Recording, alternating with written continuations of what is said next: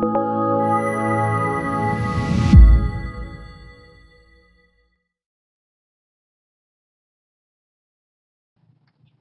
I'm Jacob Hornberger, president of the Future of Freedom Foundation, and this is this week's issue of the Libertarian Angle. I'm joined by my co-host, Richard Ebeling, who teaches economics at the Citadel. Richard, welcome back for part 7. It's good to be back here with you and our viewers and listeners. Welcome to all of you. Yeah, we're doing this series on history of economic thought, and we are on part 7. And I think it's time now to get into Milton Friedman, who certainly was not an Austrian, but he certainly is a free market economist, as well as the monetarist and the monetary school. And certainly that is an important aspect of history of economic thought. So why don't you take it from there, Richard, and give us a summary of what this school of thought was all about and what Milton Friedman's contribution was. Okay. Well, to put it in the context of where we left off last time, when we had been talking about Keynes and the Keynesian revolution, as I pointed out in the last presentation, in the immediate post-World War II period, the 1950s, the 1960s, even into the 1970s for sure, Keynesian economics virtually dominated the economics profession in terms of what today is called macroeconomic policy, monetary and fiscal policy. It was extremely difficult for anyone to raise criticisms of it and to have any stature or legitimized position in the economics profession. You could challenge it by tweaking it around the edges, saying that Keynes maybe didn't emphasize this or highlight that, or this particular point within the Keynesian edifice had not been developed. But to come out and frontally attack Keynesian economics was, unless you were one of the dominant and famous figures in the economics profession, almost a professional kiss of death. In 1951, another famous Chicago school economist, Frank Knight, gave the presidential address for the American Economic Association. And in his beginning remarks of his address, he said that Keynesian economics had returned economics in general to a dark age of economic thought. Unless you had the stature of someone of immense reputation, of this already established in the profession, there is no way anyone in the normal stream of things could have gotten away with such direct and condemning language as Frank Knight's. But the Chicago school in the 1930s and 40s, out of which Milton Friedman developed. He had been a student there for part of his time. He then, of course, returned to the University of Chicago after graduating and became, in the post-war period, a dominant figure of the economics department of the University of Chicago. The earlier Chicago school was made up of such people as maybe some viewers and listeners have heard these names: Frank Knight, Jacob Viner, and an economist who was Frank Knight's protege, Henry Simons. Henry Simons had this idea that the danger was from unrestricted and discretionary government in almost all facets, and that therefore the preferred policy for guiding government should be limiting government to clear, explicit, and followed rules, just as there is a constitution that is meant to specify what are the responsibilities and duties, the rules that the federal government is to follow, no more and no less. He argued that this was the type of policy that should guide government's policy in the more narrow sense of monetary policy, fiscal, taxing, and spending policy, and so on. And in this sense, Henry Simons' rule-based conception of economic policy was greatly influenced on this young man, Milton Friedman. Friedman, in fact, made his claim to fame as a relatively young man in the immediate post-war period by writing a couple of articles that are almost like standard fare in every macroeconomics textbook today, at least at some point. And maybe some of the viewers and listeners who have taken a macroeconomics class will at least have a sense of having heard this phrase, and that is automatic stabilizers. Keynes and the Keynesians argued that government had to have wide authority, discretionary authority, to pump money into the economy, public spending, when and as needed at any moment in changing circumstances. Friedman argued that would create exacerbating greater uncertainty and instability, and therefore argued for a system called automatic stabilizers. And what did that mean? The government should set its spending and its taxing levels to have a balanced budget as if the economy was operating at full employment. So let us suppose the economy goes into a recession. Government should keep its spending level exactly as it had projected.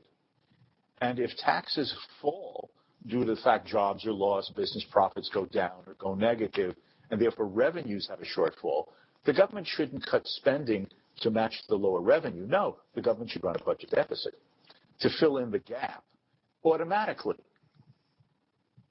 And if the economy goes through a boom and there's a rising prosperity above the government's targeted conception of a growing full employment economy, then there would be excess revenues coming in. The government would run a budget surplus.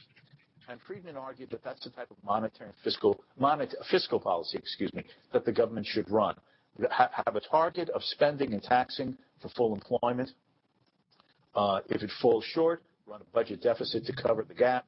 If the economy is, quote, overheating, don't cut taxes, let the surplus come in and sort of dampen spending down out of the economy. So in this sense, what Friedman was doing was trying to make Keynesian theory about balancing the budget over the business cycle rather than an annual balanced budget. He was basically trying to just make it a rule-based approach instead of a discretionary approach to fiscal policy. And this runs through all of Friedman's approach on macroeconomic issues. It isn't so much a criticism of the Keynesian edifice per se, that there is a macroeconomics, that there can occur instability in the macro realm, that is total output, total employment, fluctuations in the general price level. Friedman's approach is to ask the question, which is the better method to try to dampen these fluctuations that may occur in the market economy? The same thing follows from his probably his most important contribution to monetary theory, and that is his monetary history of the United States, which he co-authored with another very prominent and outstanding economist, Anna Schwartz, which came out in 1963. This book covers the monetary history of the U.S. from 1865 to 1960. And what he attempted to argue in that persuasively in the eyes of many members of the economics profession as after the book came out and it had been digested by economists, was that contrary to Keynes's view that money was a passive element, that you had these irrationalities on the part of business investors, which I spoke about last time, the irrationalities of workers who suffered from money illusion. They wouldn't they wouldn't accept wage cut adjustments even if their standard of living would be no worse off because prices had fallen as well. Friedman argued that if you go back and look at the U.S. history as an example and the booms and busts that the economy of the U.S. had gone through, the monetary crises that had been experienced in the American financial markets, that rather than money being unimportant and all being sort of these irrationalities on the part of the private sector, he argued that the guiding force for instability in the economy were unpredictable and significant fluctuations in the supply of money. Increasing the supply of money dramatically and persistently over a period of time puts the economy on a track for an unsustainable inflation. And if this inflation is slowed down, the economy goes into a decline. Or if there has been a conscious or even unintended policy decision to allow the money supply to contract, that is, taking money out of the economy, that will bring the economy down. Prices will fall. Costs tend to be a bit sluggish in compared to selling prices, so profit margins will be diminished, losses may be suffered, and workers will be let go until the economy can adjust to the lower price level.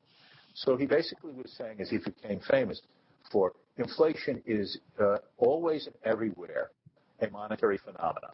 That is, if inflation occurs, it's because the monetary spigot had been opened up.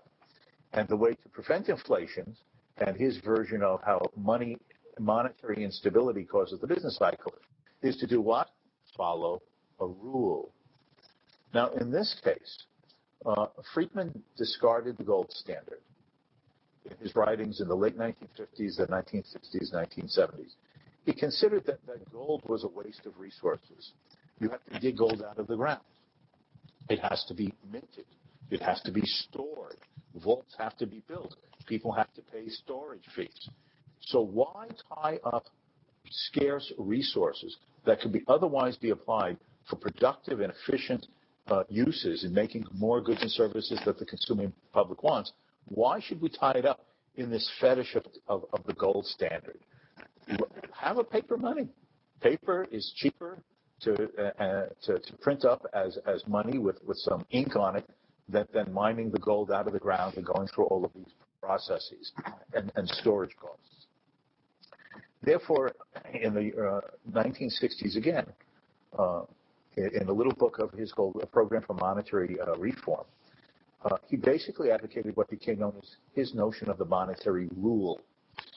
What the government should do is to decide through its central bank,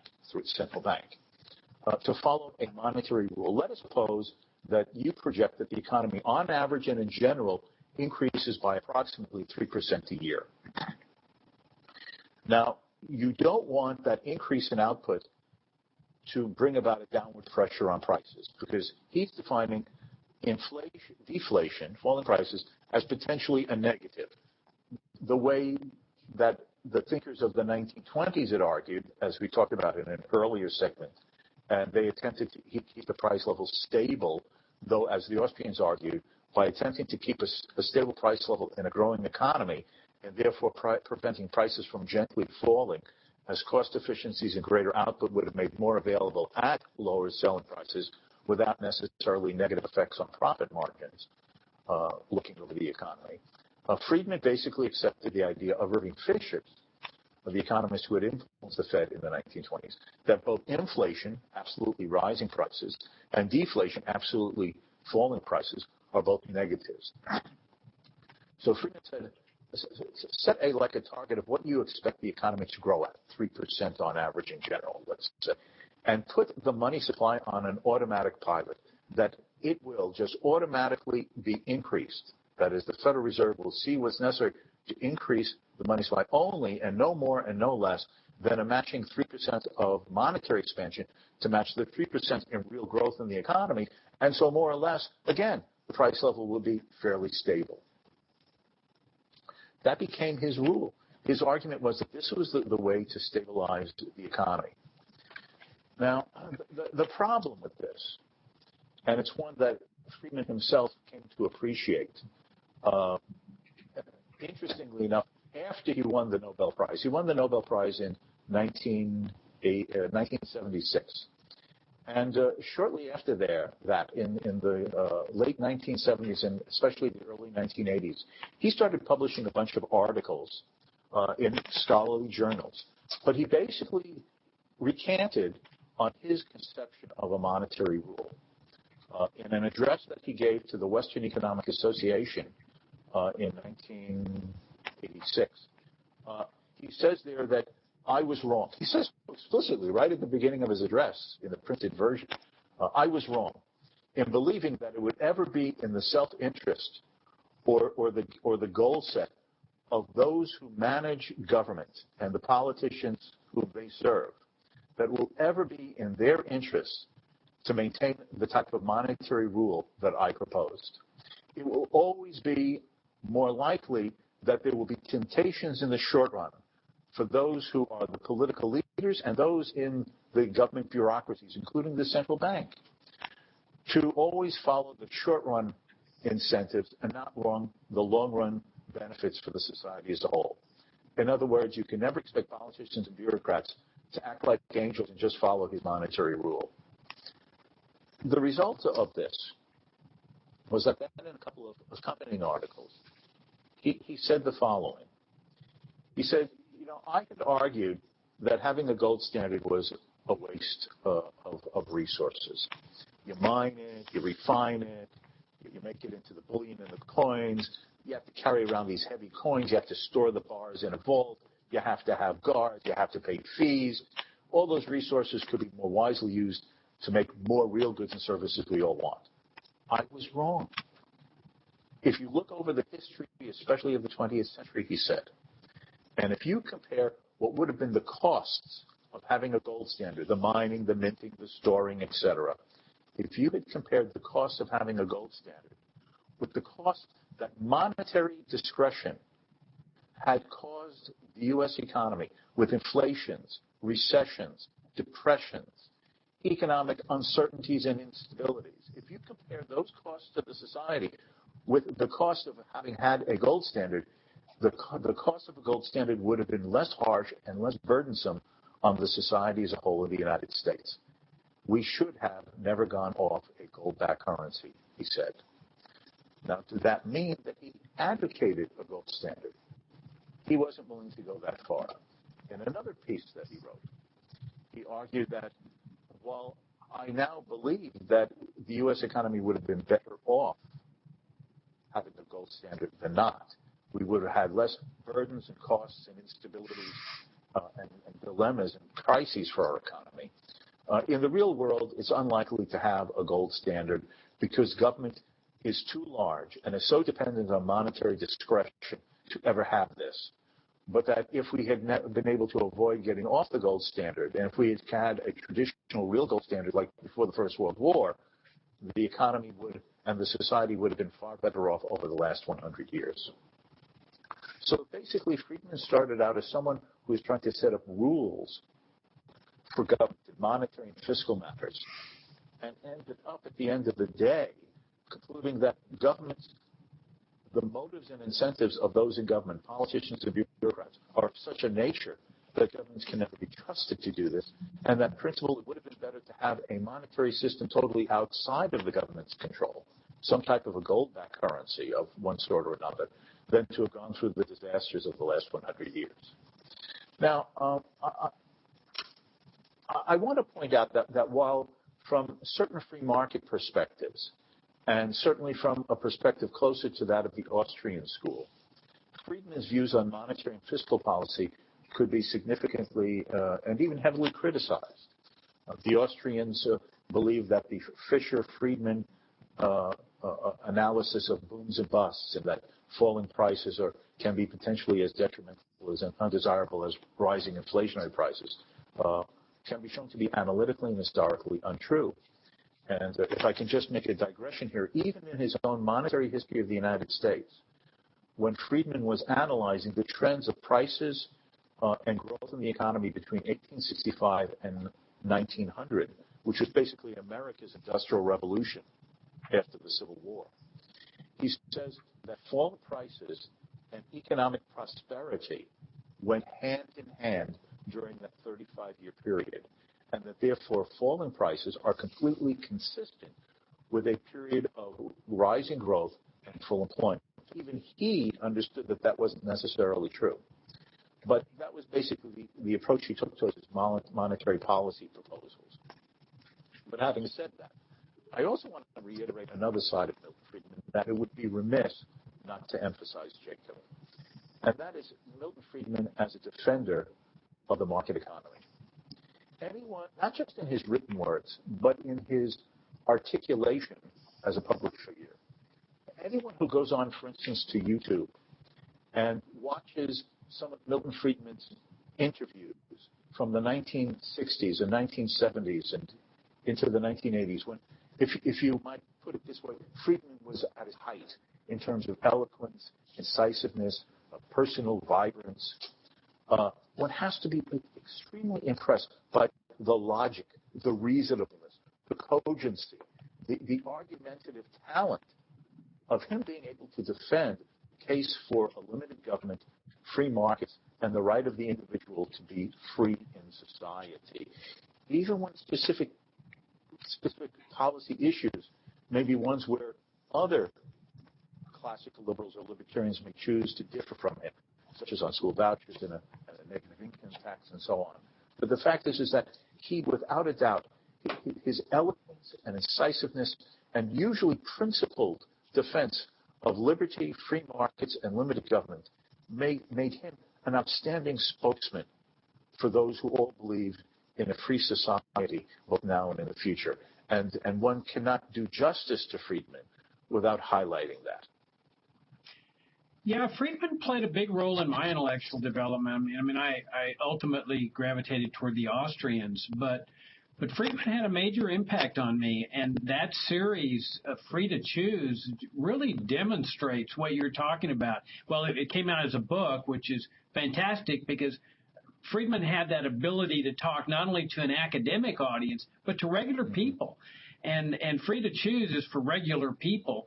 And then he made it into a television series, I think it was on PBS, that was just fantastic in terms of just a clear, easy to understand presentation of the virtues of free trade and the benefits of it.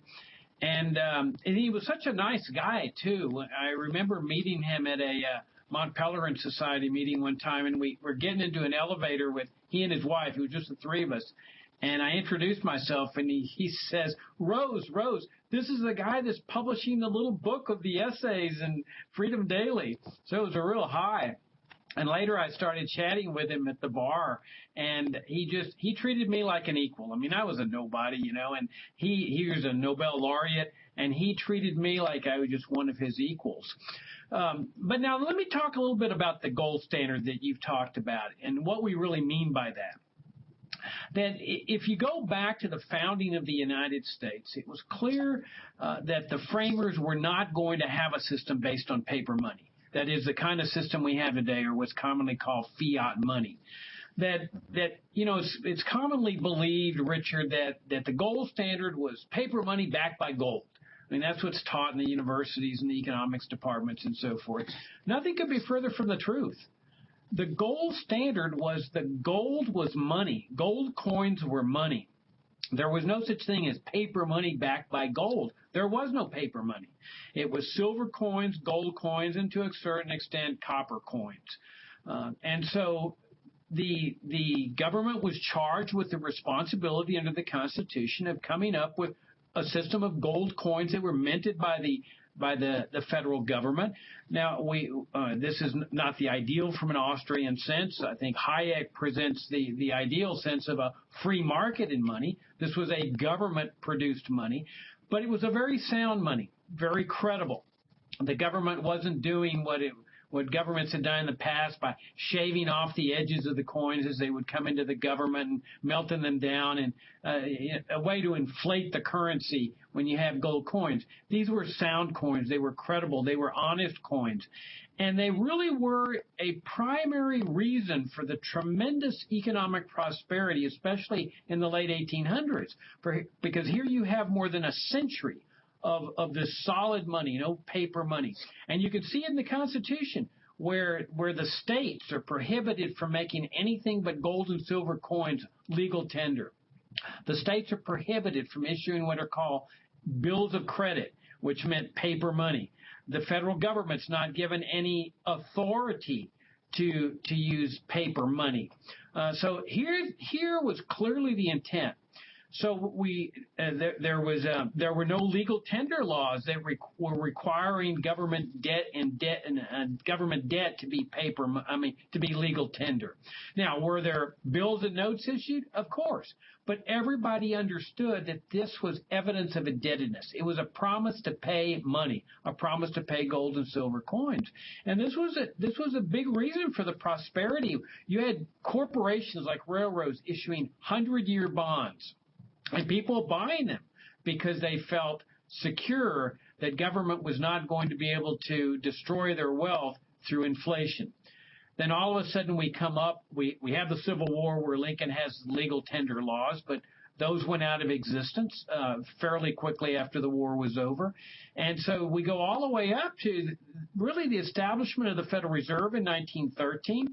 First time that we'd really had a central bank doing the types of things it was doing, inflating the amount of debt, and to such a point where people realized, well, the government can't honor all this debt. If everybody goes into the government and says, I want my gold coins, the government says, we don't have the gold coins. We've overinflated.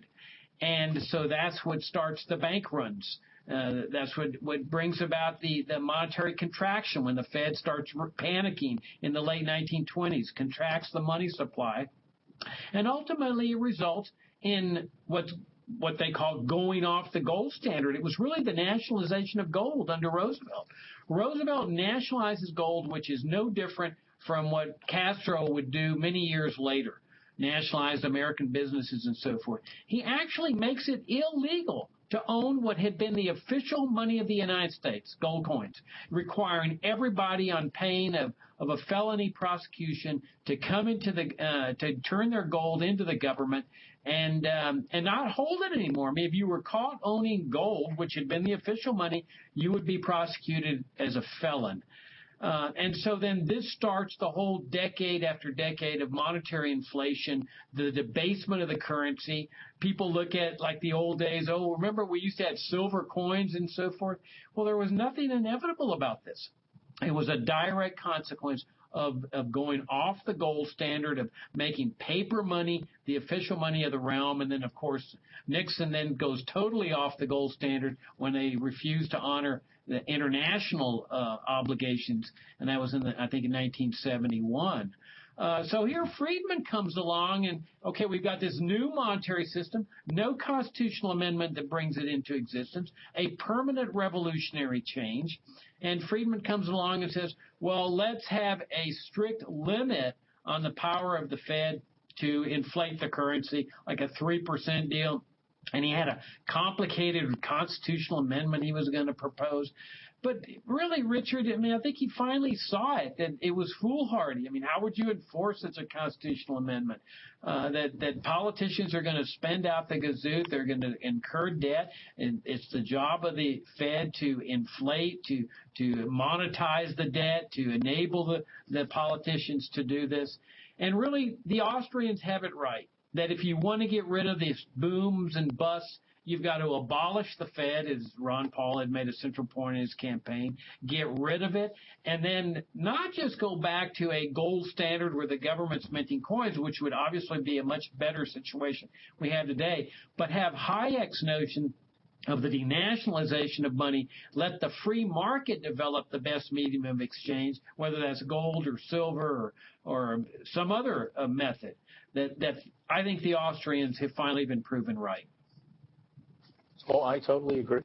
I think that your starting point of your comments is profoundly important, and that is to realize that it was not a paper money standard that was meant to be limited by making the paper money redeemable in gold. It was a gold currency. Gold and silver were the commodities that the market had chosen as preferred media of exchange. But it is costly and inconvenient to carry around gold or silver coins, gold or silver bars, not only just the inconvenience of carrying them around, but also the safety issues. You could be waylaid by bandits and thieves. And there emerged those institutions that would serve as protective repositories, originally silversmiths and goldsmiths who had vaults and often other forms of protection for their own supplies of these precious metals. And you would pay a fee to have them stored in that way. But what you were given was a claim to the gold and silver that you had left for safekeeping with these goldsmiths and silversmiths, many of whom then emerged in a longer story, as you know, into forms of modern commercial banking. But the point is, the gold and the silver were the money. The notes were merely claims to them to be able to return at any time during normal business hours and reclaim your property. The analogy I like always to use is that if you go to the theater and you don't want to have your hat and your coat on your lap, traditionally the theater would have a coat room, and you would deposit your coat and your hat. You would get a claim check. It was either done as a courtesy or for a small fee, so you were more comfortable during the performance sitting in your seat. But when you returned to the coat room, guess what you did? You turned in your claim check, and you got back your property, because the hat and the coat were your property, not the claim check. And that's what gold and silver money was originally, with paper notes merely the claims to that which was the underlying media of exchange. And that has caused a lot of confusions, as you rightly point out. And the ultimate goal must be to try to find ways to separate government and money, and banking in that, of course, if we are to ever break this unending cycle of monetary abuse and the ups and downs of the booms and busts of the business cycle. Yeah, and you've got some fascinating decisions in the Supreme Court on this issue. For one thing, that there's some great opinions in the legal tender cases, and I'll do a little promo here, where we're going to be publishing an analysis of the legal tender cases. This was during the Lincoln administration by David D'Amato, a law professor who's just submitted to us a fantastic analysis of the legal tender cases, and I'm hoping that he then goes into the gold clause cases in the Roosevelt administration, where people had incurred debts in gold coins, and then here the government comes along and makes it illegal. And well, the Supreme Court was faced with some monumental decisions then of, well, what do we do with all this indebtedness out there that is stipulated in terms of gold coins. So we'll be hopefully carrying those too. All right, Richard, we're about out of time, but we're now up to Friedman and the Mantras. Does this wrap up the series on history of economic thought, or do you have plans to go in a different direction here? Well, there would be one other school of thought that perhaps would be worth spending just a little bit of time on, Jacob, and that's public choice theory, that emerged out of James Buchanan and Gordon Tullock, though not exclusively. And that is the attempt to apply the logic of economic reasoning to explain the realism of how the political process works, and why, if you do it from that perspective, you realize the emperor has no clothes. Great. Well, then why don't we plan to do that in part 8? Okay. All right. That wraps up the show. This is the Libertarian Angle, and enjoyed visiting with y'all. Richard, until next week.